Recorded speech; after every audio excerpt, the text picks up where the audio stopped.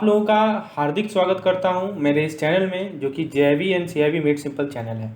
दोस्तों, आज मैं इस वीडियो आप लोगों के सामने प्रस्तुत कर रहा हूं एक बीएफएम का सेशन।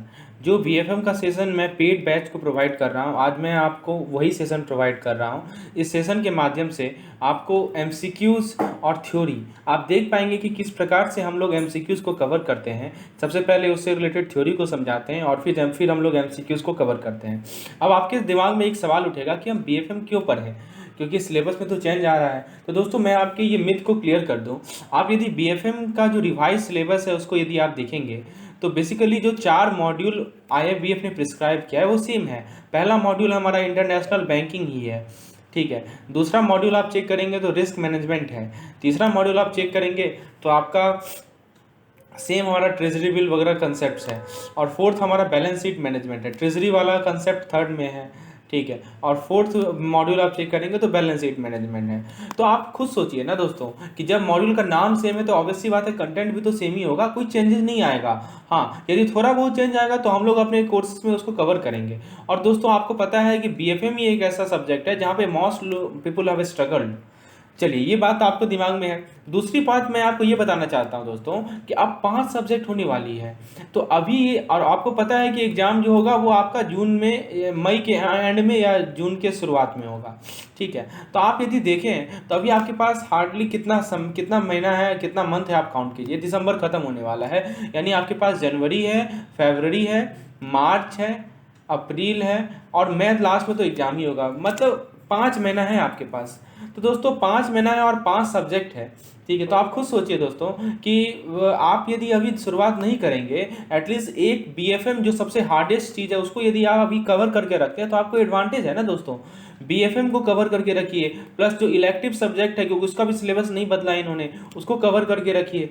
तो मान लीजिए कि इसको आप बीएफएम जिसमें 30 यूनिट है, तो इसको यदि आप जनवरी मिड तक या जनवरी एंड तक यदि अच्छे से पढ़ लेते हैं, कंसेप्ट क्लियर कर लेते हैं, तो आपको एडवांटेज ही तो है कि फरवरी से जो है जो भी हमारा नया ये सिलेबस आएगा तो उसके अकॉर्डिंगली हम लोग प्रिपेयर करेंगे। तो this is an clearly an advantage, ठीक है दोस्तों। तो आप इसका इस समय का फ़ायदा उठाइए। बीएफएम का ये मत सोचिए कि बीएफएम का सिलेबस क्या होगा, चेंज होगा कि नहीं होगा। देखो दोस्तों, बीएफएम का सिलेबस में आप देखिएगा बदलाव ना के बराबर आएगा, क्योंकि वो मॉड्यूल का नाम सेम है तो कंसेप्ट भी सेम है। तो दोस्तों, आप हमारे चैनल का हेल्प ले सकते हैं। बेसिकली एक पेड प्लान है जो कि मैंने ऑलरेडी शुरुआत कर चुका हूँ, जिसके अंदर आपको मॉक टेस्ट मिलता है, जिसके अंदर दोस्तों आपको थ्योरी का सेशन मिलता है और जिसके अंदर आपको दोस्तों वीडियोस मिलते हैं, ठीक है। वीडियोस प्रोवाइड किए जाएंगे, पीडीएफ प्रोवाइड किया जाएगा और दोस्तों एक टेलीग्राम ग्रुप है जहाँ पे हम लोग डेली एमसीक्यू डिस्कशन करते हैं। तो ये जो मैं आपको वीडियो प्रोवाइड कर रहा हूँ दोस्तों, इसमें हम लोग यही देखेंगे कि किस तरह से आपको एक सैम्पल वीडियो में प्रोवाइड कर रहा हूँ कि किस तरह का कंटेंट आपको मिलेगा। तो चलिए दोस्तों, हम लोग वीडियो को कंटिन्यू करते हैं। जो लोग इस पेड प्लान के लिए इच्छुक हैं, those who want to enroll for this plan, so they can get detail by WhatsApp on this number. तो आप इस नंबर पे मुझे व्हाट्सएप करें तो आपको मैं डिटेल प्रोवाइड करूंगा। चलिए लेसन को शुरुआत करते हैं।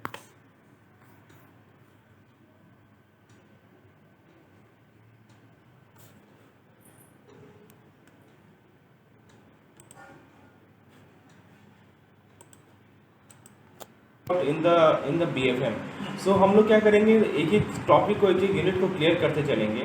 और दोस्तों, आपको मैं थ्योरी वीडियोस जिसमें केवल और केवल थ्योरी समझाया हुआ है वो भी मैं आपको प्रोवाइड कर देता हूँ। ये हमारा एक नया प्रयास है। इसमें हम लोग क्या करने वाले हैं दोस्तों, जैसा कि मैंने एग्जामिनेशन पैटर्न को देखा है इस बार कि वो बुक के अंदर से सवाल पूछ रहे हैं, मतलब एक एक लाइन बुक का इम्पॉर्टेंट है। तो दोस्तों, आपको मैं इंपॉर्टेंट लाइन बताऊंगा और उस पर बेस्ट क्वेश्चन करवाऊंगा। इससे आपका क्या होगा कि आपको पता चलेगा कि उस लाइन से किस तरह का क्वेश्चन फ्रेम हो सकता है और यदि एग्जाम में ऐसा क्वेश्चन आए तो आप उसे सॉल्व कर पाएंगे।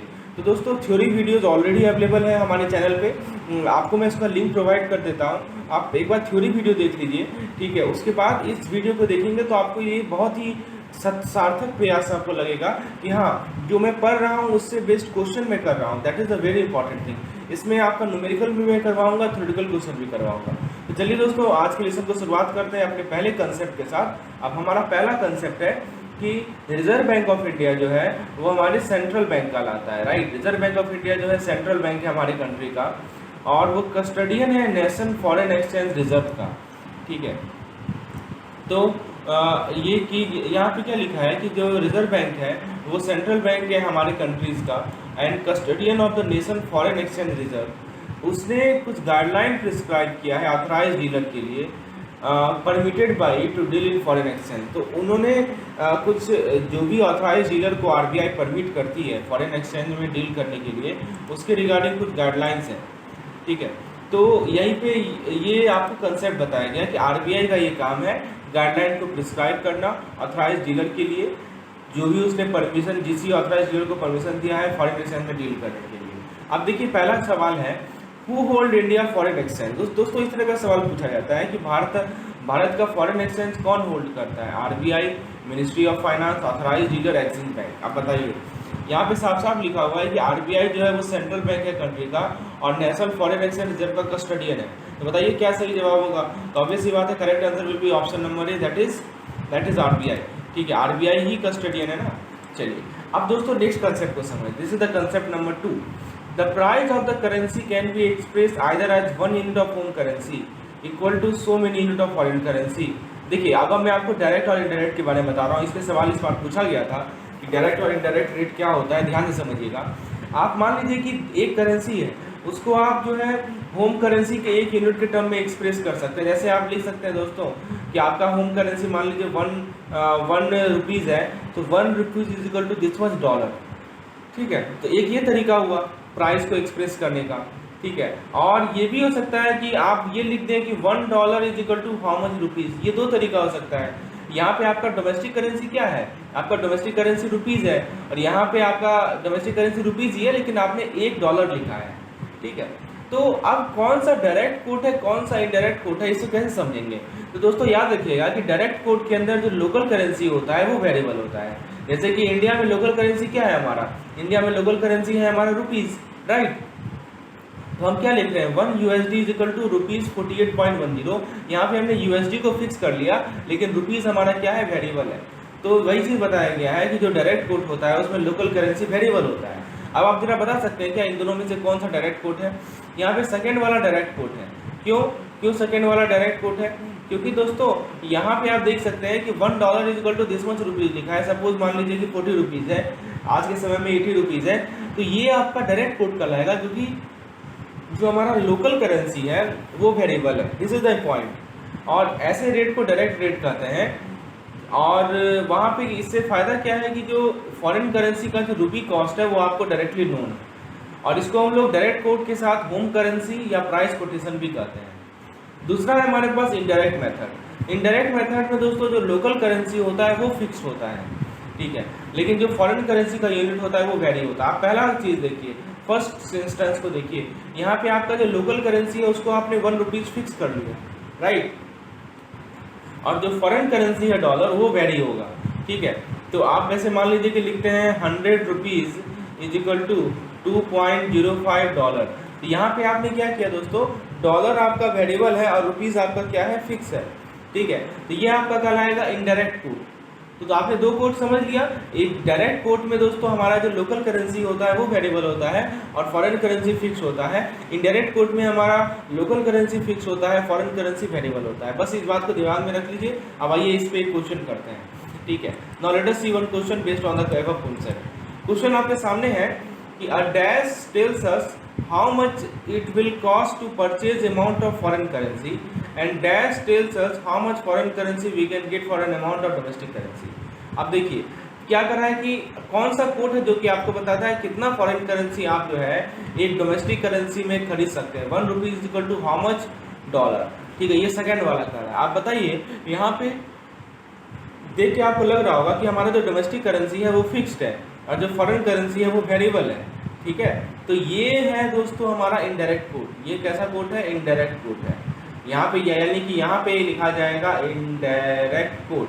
ठीक है, और पहला कर रहा है कि how much it will cost to purchase amount of foreign currency. मतलब आपका यहाँ पे फॉरेन करेंसी फिक्स्ड है, तो यहाँ पे कितना रुपीज़ चाहिए, ये सवाल है। तो यहाँ पे आपका फॉरेन करेंसी फिक्स हो गया और लोकल करेंसी वेरिएबल है, तो ये आपका डायरेक्ट कोड हो गया। तो पहले में लिखा जाएगा direct code. So answer will be direct code and indirect code. So option number A will be correct. ठीक है, समझ में आ रहा है दोस्तों।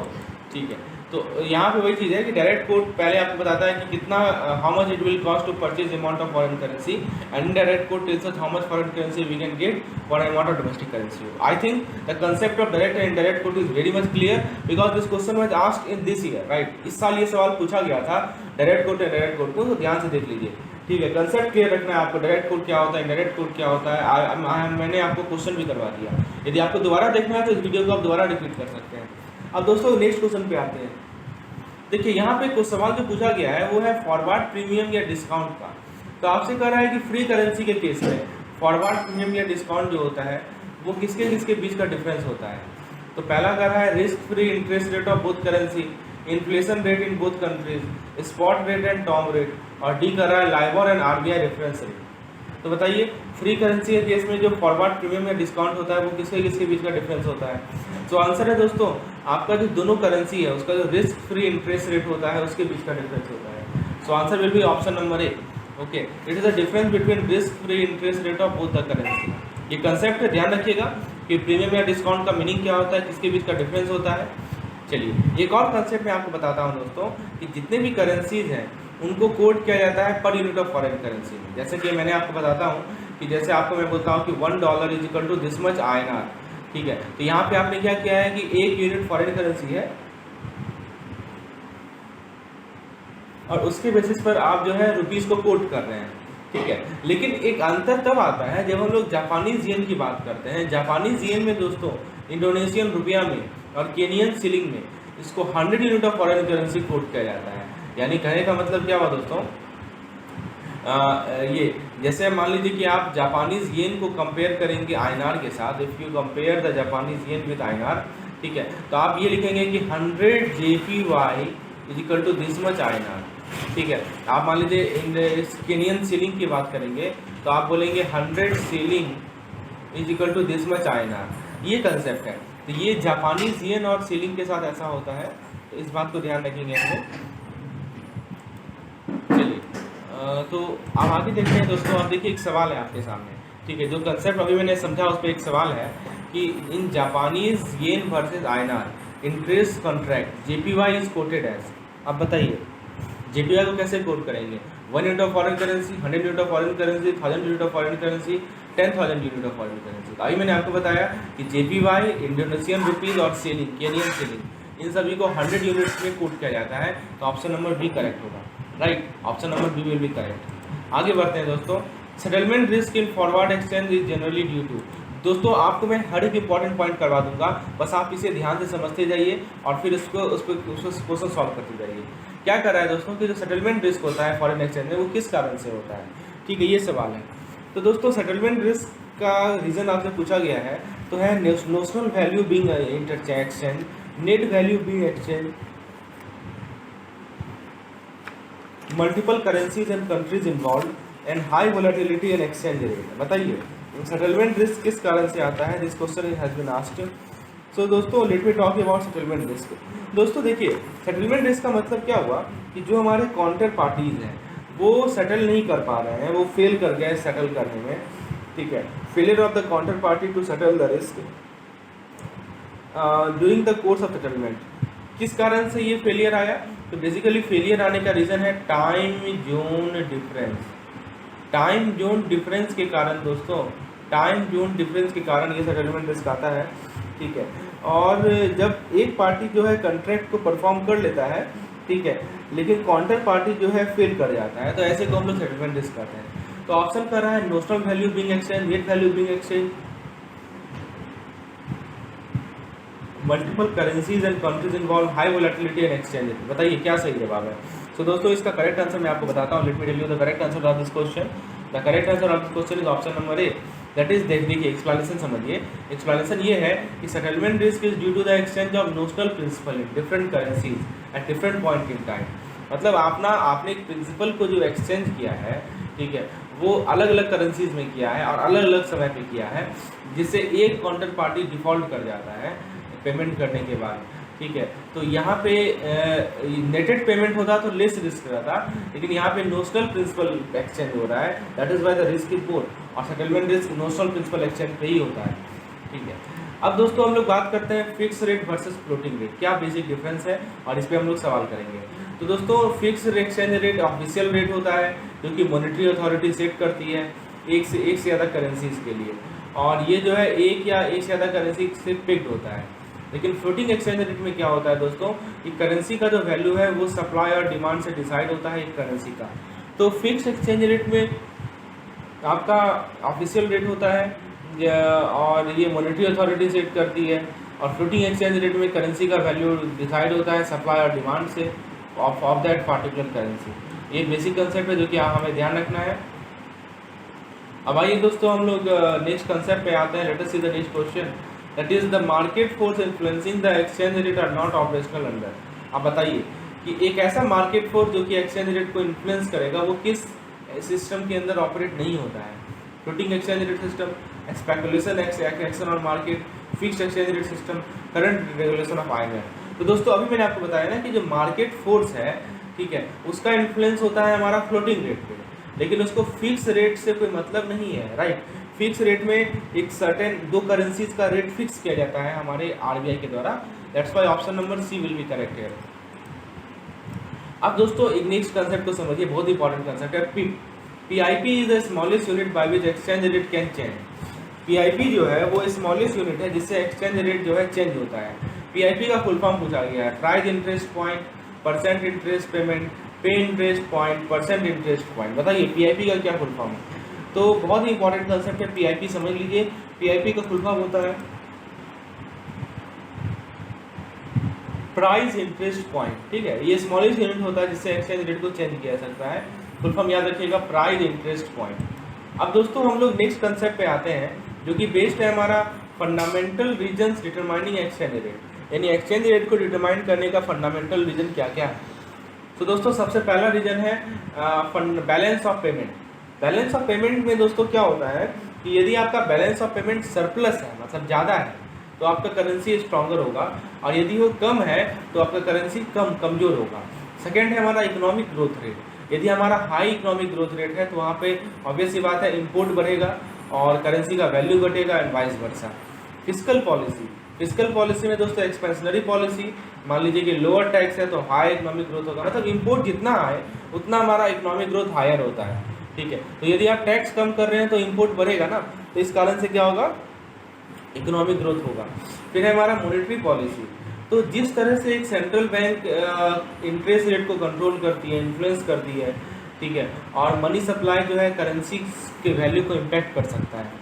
नेक्स्ट है हमारा इंटरेस्ट रेट। इंटरेस्ट रेट में क्या होता है दोस्तों, मान लीजिए कि हाई डोमेस्टिक इंटरेस्ट रेट है, वो क्या करता है, ओवरसीज कैपिटल को अट्रैक्ट करता है, और इसीलिए करेंसी अप्रिसिएट करती है शॉर्ट टर्म में। लॉन्गर टर्म की बात करें तो हाई इंटरेस्ट रेट जो है इकोनॉमी को स्लो करता है और करेंसी को वीक करता है।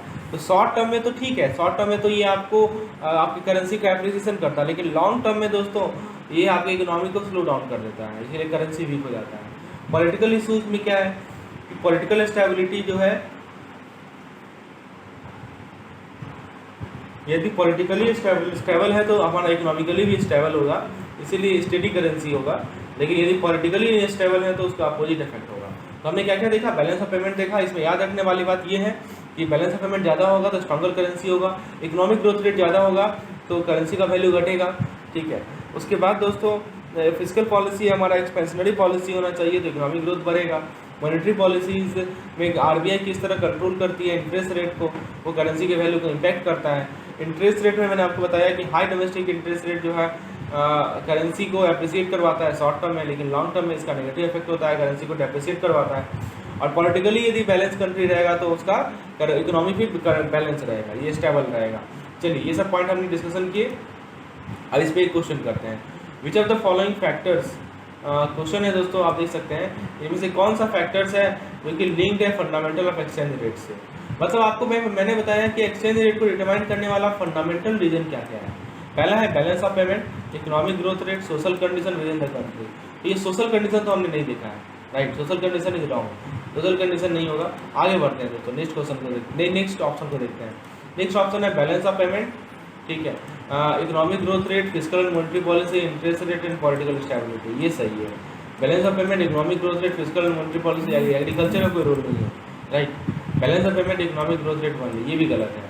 तो correct answer is option B, balance of payment है, इकोनॉमिक ग्रोथ रेट है, फिस्कल एंड मॉनेटरी पॉलिसी है, इंटरेस्ट रेट है, पॉलिटिकल स्टेबिलिटी है। तो देख सकते हैं क्वेश्चन किस प्रकार से बन सकता है। ठीक है, आपसे जो भी कॉन्सेप्ट बताया गया उस पर सवाल पूछा जा सकता है। So please understand all this concept very minutely. Okay, detail में समझना है आपको एक एक चीज़ों को। आगे देखते हैं दोस्तों, out of the several factor the following factor do not have effect on movement of exchange rate. आपको बताना है, आपके सामने कुछ फैक्टर्स लिखे गए हैं, किस फैक्टर का मूवमेंट इन एक्सचेंज रेट पे कोई इफेक्ट नहीं होता है, डज नॉट लिखा हुआ है। Political instability, increase in domestic rate, change in taxation policy, increase in domestic tourism. बताइए इसका इफेक्ट जो है एक्सचेंज रेट के मूवमेंट पे नहीं होता है, ये लिखा हुआ है ना, डज नॉट। तो दोस्तों पॉलिटिकल इनस्टेबिलिटी जो है, पॉलिटिकल इनस्टेबिलिटी का हमारा इफेक्ट होता है या नहीं होता है बताइए। उसके बाद होता है पॉलिटिकल इंस्टेबिलिटी का तो इफेक्ट होता है, डोमेस्टिक रेट्स का भी इफेक्ट होता है, टैक्सेशन पॉलिसी का भी इफेक्ट होता है, लेकिन tourism has nothing to do with movement in exchange rate. So option number D is wrong, right. So D number गलत है, तो टूरिज्म का कोई इम्पैक्ट नहीं होता है, तो डी वैसे यहाँ पे सही होगा। ठीक है, interest rate, high domestic interest rate tend to attract overseas capital. ठीक है, तो इंटरेस्ट रेट यदि हाई होगा तो वो ओवरसीज कैपिटल को अट्रैक्ट करेगा, तो करेंसी जो है शॉर्ट टर्म में अप्रिसिएट होता है।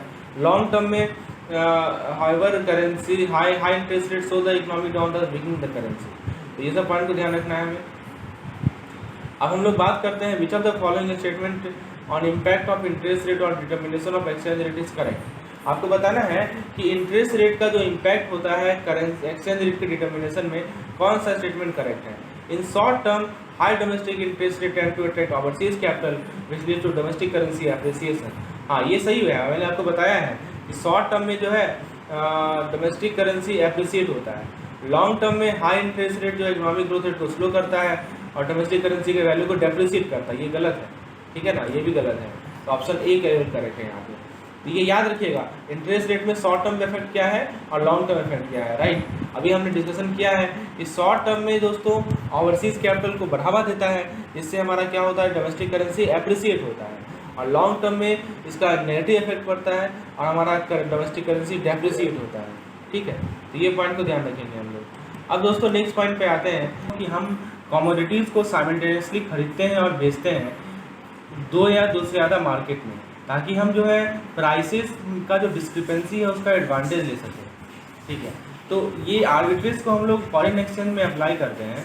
यहाँ पे एक करेंसी को बेचा जाता है, खरीदा जाता है और दूसरे करेंसी के रिलेटेड इन वन सेंटर, और फिर हम उसी करेंसी को बेच देते हैं दूसरे सेंटर में। ठीक है, तो इससे क्या होता है कि हमें जो भी प्रॉफिट है वो हम लोग, हाँ, तो यहाँ पे कभी कभी हो सकता है कि 3 से ज़्यादा सेंटर्स में कंडक्ट हो, इसमें जिसमें सेवरल करेंसीज हो, ये भी हो सकता है। ऐसा नहीं कि केवल 2 ही करेंसी में होगा, बहुत सारी करेंसी के साथ भी हम लोग आर्बिट्रेज करते हैं। ठीक है, तो ये है आर्बिट्रेज का कंसेप्ट। अब एक सवाल देखते हैं दोस्तों, arbitrage opportunity exist when two identical asset of derivative sell for different prices, combination of the underlying asset and derivative earn the risk free rate, arbitrageurs simultaneously buy, take over, target and sell, take over, acquire, none of the above। बताइए, तो arbitrage कब exist करता है दोस्तों, इसका मैंने आपको concept समझा दिया। करेक्ट आंसर इसका ऑप्शन नंबर ए। देखिए, आर्बिट्रेज अपॉर्चुनिटी तब एग्जिस्ट करता है जब आपका सेम एसेट हो या 2 equivalent asset, combination of asset हो जो कि सेम रिजल्ट प्रोड्यूस करे अलग अलग प्राइसेस के लिए। ठीक है, तो ये ऐसा सिचुएशन जब होता है तो मार्केट के जो पार्टिसिपेंट हैं वो क्या करेंगे, एसेट को चीपर मार्केट में खरीदेंगे और उसको बेच देंगे एक्सपेंसिव मार्केट में। तो इससे क्या होता है, उन्हें आर्बिट्रेज प्रॉफिट होता है विदाउट कमिटिंग एनी कैपिटल, बिना कोई कैपिटल लगाए उन्होंने एक ही एसेट को सस्ते मार्केट में खरीदा और एक जो महंगा मार्केट है वहाँ पे उन्होंने इसे बेच दिया। तो आर्बिट्रेज में दोस्तों सेम एसेट होता है या 2 इक्विवेलेंट कॉम्बिनेशन ऑफ एसेट होता है जो कि सेम रिजल्ट प्रोड्यूस करता है अलग अलग प्राइसेस पे। ठीक है, यही हमारा आर्बिट्रेज का कंसेप्ट है। अब दोस्तों एक हमारे पास न्यूमेरिकल क्वेश्चन है, इसमें कहा गया है कि XYZ bank Amsterdam want to purchase 25 million against euro for funding their nostro account. ठीक है, मतलब XYZ बैंक है, इसका अपना एक नॉस्ट्रो अकाउंट होगा। ठीक है, तो नॉस्ट्रो अकाउंट को इसे फंड करना है, want to purchase 25 million against euro for funding their nostro account, और इन दोनों ने एक लोरो अकाउंट क्रिएट किया है बैंक ऑफ लंदन के साथ। Calculate the amount of euros credited, कितना यूरो क्रेडिट होगा ये आपको बताना है। आपको यहाँ पे डाटा दे रखा है कि जो इंटर बैंक रेट है वो है दोस्तों 61.3625/3700, ये आज का रेट, ये बाय रेट है और ये सेलिंग रेट है, ठीक है, पर यूरो। एंड और ये आपको दे रखा है डॉलर 1.5260/70। आपके सामने 4 ऑप्शन हैं। आइए इसको हम लोग समझते हैं, एक एक पॉइंट को क्लियर करते हैं। So let us solve this question. Okay, so दोस्तों देखिए यहाँ पे सबसे पहले क्या है कि रुपी को परचेज करने के लिए XYZ बैंक को पहले यूरो को बेचना पड़ेगा, ठीक है, और फिर खरीदना पड़ेगा, और फिर क्या करना पड़ेगा, डॉलर को बेचना पड़ेगा, तब रुपीज़ को खरीदा जा सकता है। तो यहाँ पे सबसे पहले क्या रेट होगा, यूरो वर्सेस डॉलर का आस्क रेट होगा, ठीक है। हमारे पास अवेलेबल रेट क्या क्या है, डॉलर वर्सेस यूरो का 2 रेट होता है, एक बिड रेट होता है, एक आस्क रेट होता है। तो बाय रेट को बिड रेट कहते हैं, आस्क रेट को सेलिंग रेट कहते हैं। अब देखिए डॉलर यूरो का बिड रेट कितना है, आप जरा पीछे आ जाइए दोस्तों, मैं आपको शो करता हूँ कि डॉलर यूरो का बिड रेट कितना है। दोस्तों आप देख सकते हैं कि डॉलर और यूरो, ठीक है, ये तो रुपीज़ में है, ठीक है, 1.5260 बिड रेट है और 1.5270 आस्क रेट है। तो 1.5260 बिड लिखा गया है, 1.5270 आस्क लिखा गया है। और रुपीज़ डॉलर का बिड रेट कितना है, 61.3625 ये बिड रेट है और 61.3700 आस्क रेट है, ठीक है। चलिए, तो आपको रेट तो यहाँ पे लिख दिया गया है। अब इन सभी रेट से दोस्तों आपको क्या करना है, आपको बेसिकली कैलकुलेट करना है कि रुपी वर्सेस डॉलर का ask into dollar versus rupees का आस्क, तो आपको यूरो वर्सेस रुपीज़ का आस्क मिल जाएगा, ठीक है। देखिए क्या है बेसिकली कि यूरो वर्सेस रुपीज़ का आपको चाहिए आस्क रेट, ठीक है। तो यहाँ पे क्रॉस रेट मैकेनिज्म हम लोग अप्लाई करेंगे, यूरो वर्सेस डॉलर का आस्क रेट ले लेंगे और इसको मल्टीप्लाई कर देंगे दोस्तों हम लोग डॉलर वर्सेस रुपीज़ के आस्क रेट से, तो हमको मिल जाएगा रुपीज़ यूरो वर्सेस रुपीज़ का आस्क रेट। अब जरा मुझे ये बताइए कि यूरो वर्सेस डॉलर का आस्क रेट कितना है। तो यूरो वर्सेस डॉलर, ये डॉलर है दोस्तों, आपको डॉलर वर्सेस यूरो पता है ना, 1.5270, ठीक है, और डॉलर वर्सेस यूरो का बिड रेट आपको पता है, ठीक है। तो यहाँ पे दोस्तों आप क्या करेंगे कि यूरो वर्सेस डॉलर का जो आस्क रेट है, यूरो वर्सेस डॉलर का आस्क रेट हो जाएगा 1 डिवाइडेड बाय 1.5260, यानी बिड का जो है रेसिप्रोकल हो जाएगा, और डॉलर वर्सेस रुपीज़ का जो आस्क रेट होगा, आपको पता क्या है यहाँ पे, रुपीज़ वर्सेस डॉलर का आस्क रेट, ठीक है, तो इसका रेसिप्रोकल हो जाएगा 1 डिवाइडेड बाय 61.3625। ये सभी चीज़ मैंने आपको बेसिक लेक्चर में समझाया था कि कैसे हम इसे कैलकुलेशन करते हैं। तो बेसिकली हम लोग क्या करेंगे, इसको और इसको मल्टीप्लाई करेंगे तो हमें मिलेगा 0.0106, ठीक है। तो आपको मिल गया कि एक रुपीज़ वर्सेस डॉलर, ठीक है, मतलब एक रुपीज़ में कितना यूरो है ये पता चल गया। आपको कितना क्रेडिट करना है, तो यहाँ पे डाटा लिखा हुआ था दोस्तों, यहाँ पे डाटा कितना है रुपीज़ का है, जरा एक बार देख लीजिए, ठीक है। यहाँ पे दोस्तों डाटा जो था आपको था यस 25 मिलियन, राइट, 25 मिलियन दे रखा है। तो 25 मिलियन यहाँ मल्टीप्लाई कर दीजिए 0.0107 से, तो आपको मिल जाएगा 267500, ठीक है। ये कंसेप्ट है। तो आपको यहाँ पे 2 चीज़ समझ में आया, पहला चीज़ तो क्रॉस रेट का कंसेप्ट है यहाँ पे, ठीक है, और दूसरा चीज़ है कि दोस्तों कैसे हम लोग 1 डिवाइडेड बाय, यदि मान लीजिए कि आपको डॉलर वर्सेस यूरो का आपको बिड रेट दिया हुआ है, जैसे यहाँ दिया हुआ है, और आपको यूरो वर्सेस डॉलर का बिड रेट निकालना है, तो उसको 1 डिवाइडेड बाय आस्क रेट से डिवाइड करते हैं। ये भी कंसेप्ट है, क्योंकि आप यहाँ देख सकते हैं कि 1 डिवाइडेड बाय 1.5260 किया गया है। क्यों किया गया है, क्योंकि दोस्तों हमें चाहिए था यूरो वर्सेस डॉलर का आस्क रेट, तो क्या करेंगे, डॉलर वर्सेस यूरो का जो बिड रेट है उसका रेसिप्रोकल कर देंगे। ये हमारा कंसेप्ट है। तो चलिए ये चीज़ क्लियर हो गया, I think this concept is clear now let us see the next concept. Value date का मीनिंग समझिए। वैल्यू डेट का मतलब क्या होता है दोस्तों, कि जो फंड का डिलीवरी डेट होता है, ठीक है, जिसमें करेंसी का एक्सचेंज एक्चुअली होता है, उसे हम लोग कहते हैं वैल्यू डेट, ठीक है। यही कंसेप्ट है वैल्यू डेट का। अब आइए दोस्तों वैल्यू डेट से रिलेटेड एक सवाल करते हैं।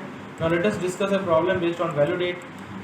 The date of settlement of foreign exchange transaction refers to, बताइए जिस डेट में हम लोग किसी फॉरेन एक्सचेंज ट्रांजेक्शन को सेटल करते हैं उसे क्या कहते हैं, clearing date, swap date, maturity date, value date.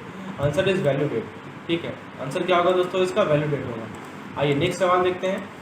Forward rate quotation, आप देखिए ये एक सवाल है, ये है आपका BMW बैंक में फॉरेक्स मार्केट में USD को कोट किया गया है जनवरी में, तो 29 जनवरी को ऐसे कोट किया गया है। स्पॉट रेट है 66.54/64। फॉरवर्ड मार्जिन फरवरी का है 3800 और 4700। ये देख सकते हैं यहाँ पे ठीक है, ये ज़्यादा है। और फॉरवर्ड मार्जिन मार्च का है 5800 और 6800। अब आपको इस डाटा के बेसिस पे आपको बताना है कि फॉरवर्ड रेट बाइंग और सेलिंग फरवरी और मार्च का कितना होगा। आपके सामने 4 ऑप्शन है, ए बी सी डी। ये आपका फरवरी का फॉरवर्ड रेट है और ये आपका मार्च का फॉरवर्ड रेट है। स्पॉट रेट दिया हुआ है, मार्जिन दिया हुआ है, आपको फॉरवर्ड निकालना है, फॉरवर्ड रेट निकालना है। आइए निकालते हैं, इसे कैलकुलेट करते हैं। बेसिक कंसेप्ट आपको पता है ना, स्पॉट रेट को यूज करके मार्जिन को लेकर फिर हम लोग फॉरवर्ड रेट को निकालते हैं।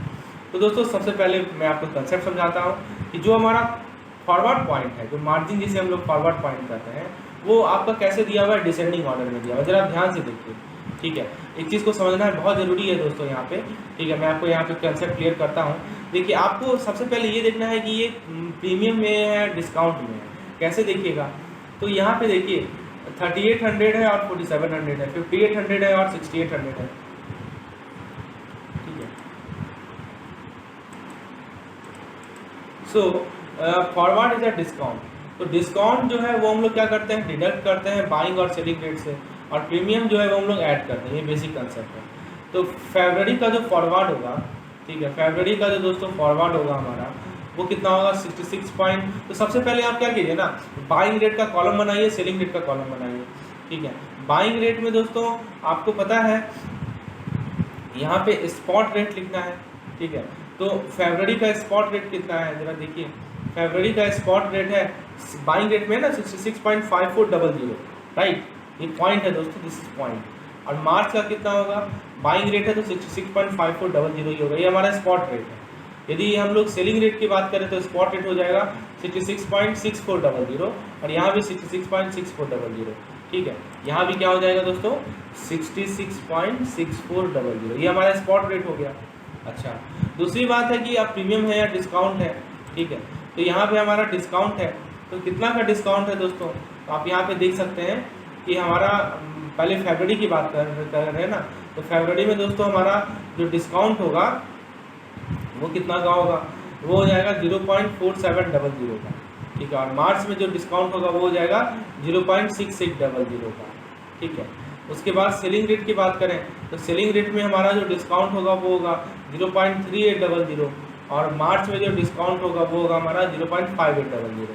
अब क्या करना है दोस्तों कि डिस्काउंट को सब्ट्रैक्ट कर लेना है, right. You have to subtract the discount.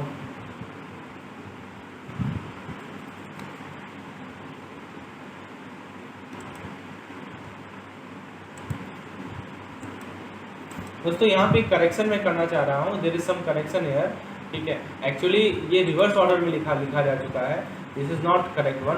Actually it is 4700/3800 and it is 6800/5800। अब ये डिस्काउंट में है, क्योंकि आप देख सकते हैं कि ये घट रहा है, ये भी घट रहा है, तो आप कह सकते हैं कि ये डिस्काउंट में है, ठीक है। अब आप समझ सकते हैं दोस्तों कि यहाँ पे क्यों ऐसा, तो देखिए यहाँ पे आपका 4700 जो है वो पहले लिखा जाएगा 4700/3800 और यहाँ पे 6800/5800 होगा, ठीक है।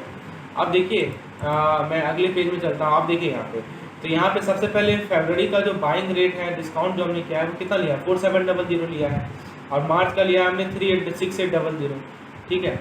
मार्च में कितना लिया है दोस्तों, क्योंकि ये हमारा फरवरी का है, ये मार्च है, मार्च में लिया 6800 और फिर सेलिंग रेट में 3800 लिया है और यहाँ पे 5800। अब सही है दोस्तों, ठीक है, यही रेट है, वो उल्टा लिखा चुका है। अब माइनस कीजिए इसमें से, इसमें, ठीक है। तो माइनस करेंगे तो कितना आ जाएगा 00 और ये हो जाएगा 07, तो 66.0700। इसको सब्ट्रैक्ट कीजिए, इसको सब्ट्रैक्ट करेंगे तो 00, ये हो जाएगा आपका 6814, ये हो जाएगा 4, ये हो जाएगा 9614, तो 65.9600।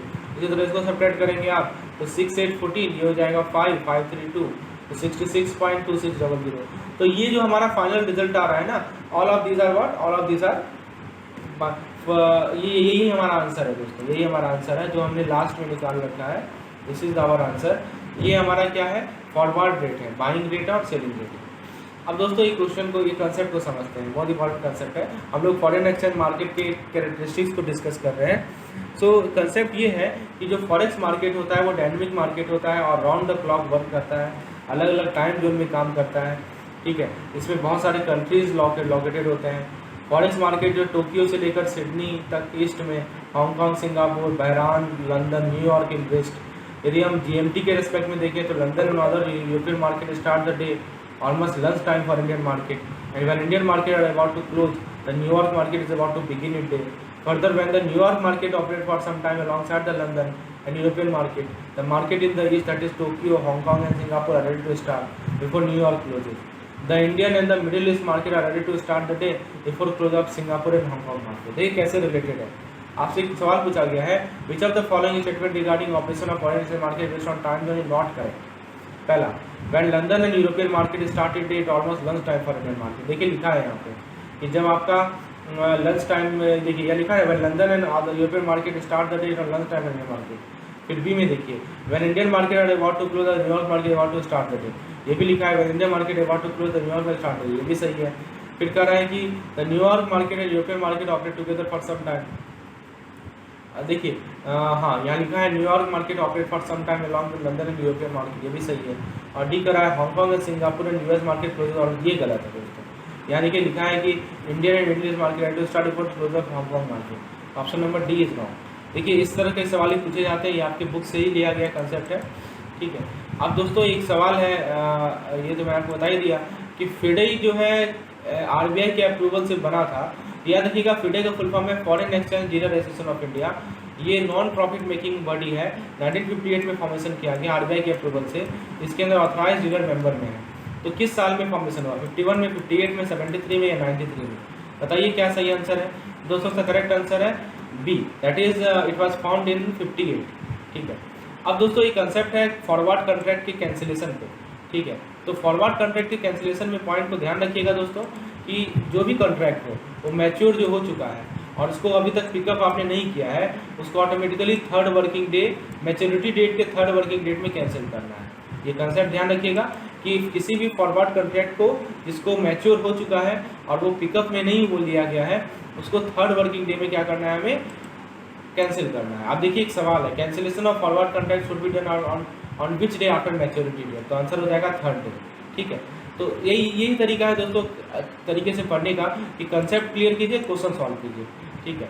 अच्छा दोस्तों एक और पॉइंट देख लेते हैं कि जो हमारा फॉरेन एक्सचेंज मार्केट है उसका कुछ कैरेक्टरिस्टिक्स है।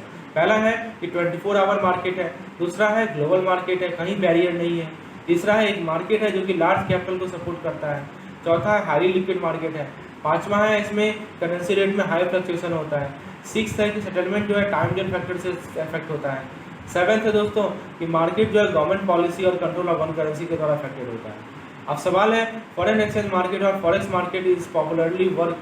Option A spread over several continent countries, highly liquid market. देखिए ये गलत है, ठीक है, क्योंकि यहाँ हमने पढ़ा है कि लिक्विड मार्केट है। इसके बाद settlement not affected by time zone factor, ये भी गलत है। यहाँ लिखा है टाइम जोन फैक्टर से इफेक्ट होता है। Market not affected by government policy and control, ये भी गलत है। मार्केट जो है गवर्नमेंट पॉलिसी एंड कंट्रोल से इफेक्ट होता है, राइट। तो आपको सही आंसर ऑप्शन ए हो जाएगा। आपको समझ में आ गया चीज़ें। चलिए the dash prescribe guideline for authorise dealer to deal in foreign currency and handle foreign exchange. अब दोस्तों ये मैंने पहले बताया था कि कौन गाइडलाइन प्रिस्क्राइब करता है ऑथराइज डीलर को, ऑथराइज डीलर के रिगार्डिंग, और कैसे फॉरेन एक्सचेंज में डील करना है, फॉरेन करेंसी ट्रांसलेशन को हैंडल करना है। तो आंसर इसका आरबीआई का ही काम है इस चीज़ को देखना, ठीक है। So this is our part one में हमने कुछ इंपॉर्टेंट क्वेश्चन को डिस्कशन किए, उसी कंसेप्ट को डिस्कशन किए। होपफुली आपको ये तरीका समझ पसंद आ रहा होगा दोस्तों। थ्योरी को यदि आपको देखना है मैं आपको उसका वीडियो का लिंक प्रोवाइड कर दूंगा। बस इसको आप इस तरह से, मैं आपको 4 से 5 या 6 सेट प्रोवाइड करूंगा इस तरह क्वेश्चन का। उसमें सभी तरह के क्वेश्चन आ जाएंगे, जो भी जितने भी केस स्टडीज हैं, जितने भी हमारे न्यूमेरिकल्स हैं, जितने भी थ्योरेटिकल क्वेश्चन हैं, all thing will be included. So we will continue this session in the next session. I will share the link. Okay, धन्यवाद।